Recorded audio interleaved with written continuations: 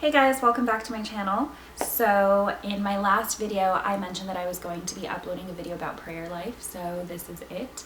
And I'm proud to say that I haven't taken quite as much time between videos as I did between the last two. So with that being said, I just have a brief list here of the things that have really helped me in my personal prayer life. By that I don't mean that I have the most perfect and consistent prayer life, because that's not the truth, but I definitely still go through seasons of like super consistent and fruitful prayer life, and then some that are not so much. Not to say that I ever like completely stop praying, but there are just seasons which I don't have it as fully or consistently or like as much dedicated time to my prayer life, if that makes sense. So the first thing I want to mention is spiritual reading. I have two fingers up instead of one. First thing I want to mention is spiritual reading. I have a couple books here that I'm going to go through that have really helped me. I'm going to start with the one that I first began reading. It's actually a retreat. It is 33 Days to Morning Glory. It's very weathered, you can tell, because I've done this retreat twice. It's a consecration. Sorry, something happening outside. This book is consecrating yourself to Jesus through Mary. I could probably make an entire video on this itself, so I will link it down below if you're interested in purchasing it. I got it on Amazon. It's definitely under 20 bucks. I went through this twice, and you basically end it on a Marian feast day. So the first time I did it to Our Lady of the Rosary, and then the second time I did it to the Holy Name of Mary. And it was just such a fruitful experience both times. And the way this is set up is that you take a chapter, I want to say a chapter, but it's like a section, because some of them are like really short. Like this one is just here, and one more page. It's like 2.5 pages. Some of them are 1 page, some of them are 4 pages. It just really depends. But they're very brief readings, but the purpose of it is to meditate on this throughout the day. So the best way to do it is to start in the morning and then sit with it, pray on it. There are some prayers in the back that you can go through after each of the readings, and then you just kind of think about it throughout the day and apply it to your life. So this is probably what started me with some sort of a routine, and this is kind of the general guideline of what I like to stick to in terms of my prayer life.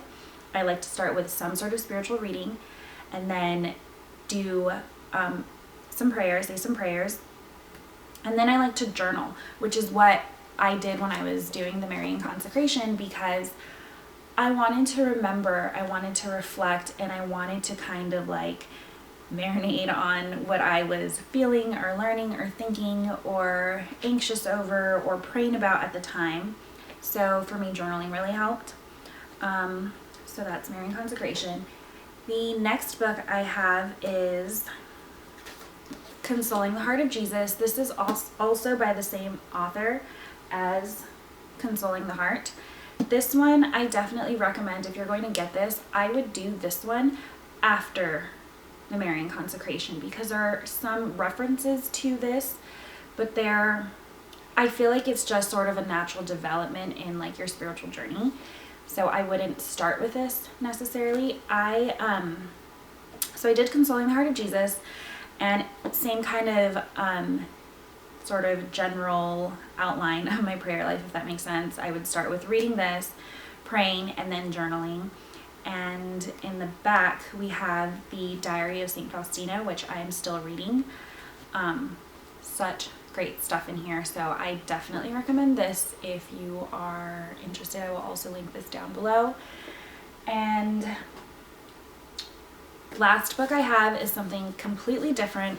This was actually a gift from my uncle when I went back to San Diego in December.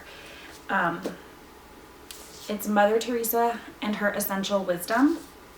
So this book is really just little snippets and quotes. I don't know if you can see, it's kind of, It's just little snippets, like quotes of Mother Teresa, and they're all organized by categories. If we go to the table of contents, joy, love, and charity, family life, prayer, faith, and holiness, humility and chastity, suffering and death, sin and forgiveness. So these are all categories, and then there are quotes organized that are applicable to each of those headings.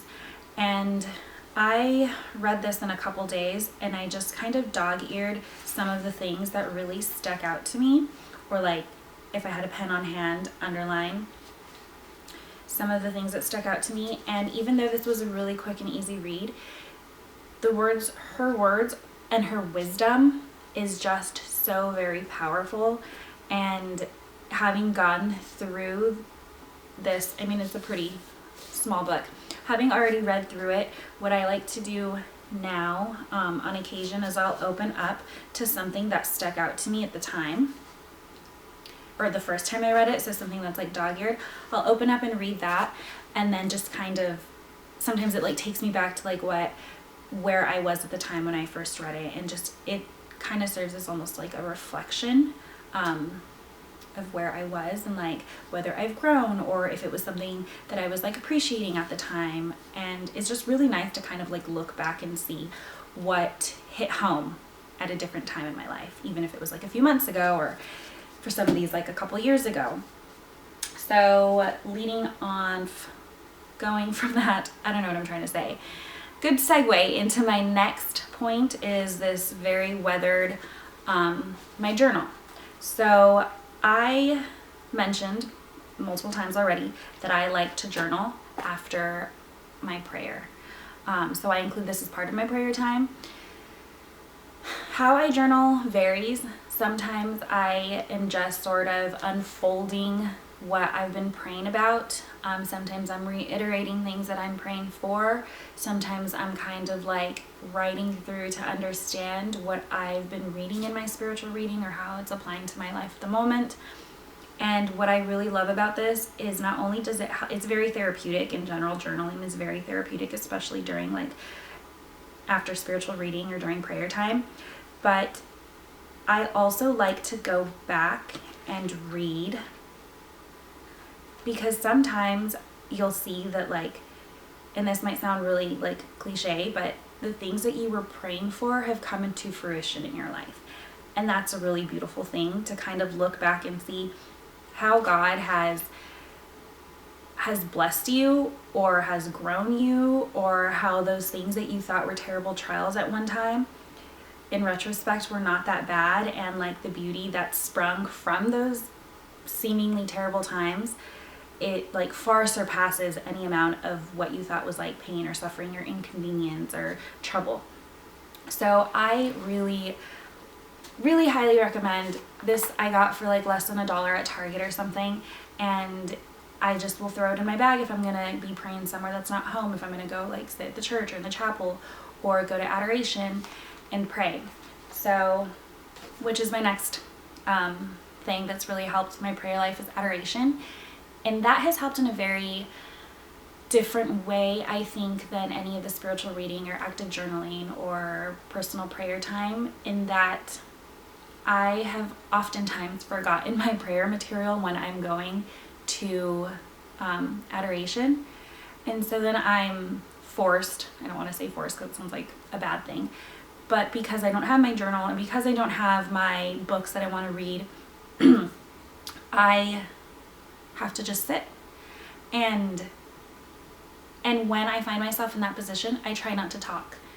And I don't mean like out loud, but I try not to be as like verbal in my thoughts or like in my prayer. I try to just sit, and like maybe I'll start off with a brief prayer asking for God to kind of just give me a very listening heart, so that I'm able to be guided to what He wants me to do, versus sit here and say, thank you for this, I would like that. So the evolution of my prayer life has been, I would say, it's grown a lot over the last couple of years. Definitely something that I'm working on right now is the listening, because it is so easy to kind of like talk about the things I'm grateful for, talk about the things that I would like to change, talk about how I want to be guided. Excuse me.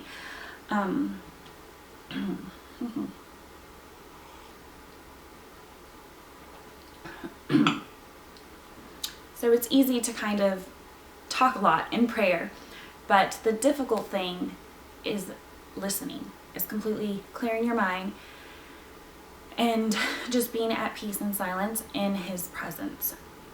That's it. So that has been something really beautiful for me, something that I'm still working on, but either way, adoration, highly recommend, 10 out of 10, go do it. Yeah, so that's pretty much it. That's my list of things that have been super beneficial in my prayer life. I hope that some of these things also help you. Please, please, please feel free to ask all the questions, guys. I get questions on Instagram and I try to answer them as best as I can. So if you have any other questions, feel free to like, comment, or DM me on Instagram or down below. And I hope you're all having a wonderful day. I will talk to you in my next video. Bye.